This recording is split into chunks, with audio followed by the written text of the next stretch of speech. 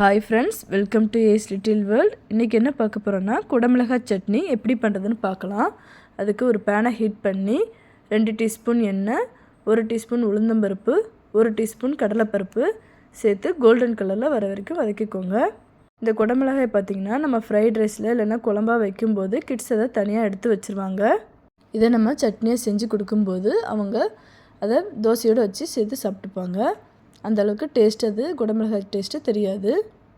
இப்போ கோல்டன் கலரில் ஆனதும் அதில் 5-6 பல் பூண்டு, 2 வத்தல், 1 மிளகாய், சின்ன வெங்காயம், கொஞ்சமாக பெரிய வெங்காயம் சேர்த்து வதக்கிக்கோங்க. உங்கள்கிட்ட சின்ன வெங்காயம் இருந்துச்சுன்னா சின்ன வெங்காயமே ஃபுல்லாக சேர்த்துக்கோங்க. அப்போ தான் சட்னி டேஸ்ட்டாக இருக்கும். இப்போ கொஞ்சமாக புளி சேர்த்துக்கோங்க. தக்காளி சின்ன சைஸ் தக்காளியை கட் பண்ணி போட்டுக்கோங்க. ஆல்ரெடி புளி சேர்க்குறதுனால சின்ன சைஸ் தக்காளியே போதும். இது எல்லாத்தையும் நல்லா வதக்கின பிறகு நம்ம நறுக்கி வச்சுருந்த குடமிளகாயை சேர்த்துக்கலாம். இந்த குடமிளகாயில் விட்டமின் ஏ அண்ட் சி அதிகமாக இருக்கிறதுனால நம்ம ஐ ஹெல்த்துக்கு சப்போர்ட் பண்ணும், இம்யூனிட்டியை பூஸ்ட் பண்ணும். இதில் கொஞ்சமாக சால்ட் சேர்த்துக்கோங்க. இப்போ லாஸ்ட்டாக தேங்காயையும் கொத்தமல்லி இலையும் சேர்த்து வதக்கி விட்டுட்டு ஸ்டவ்வை ஆஃப் பண்ணிடுங்க.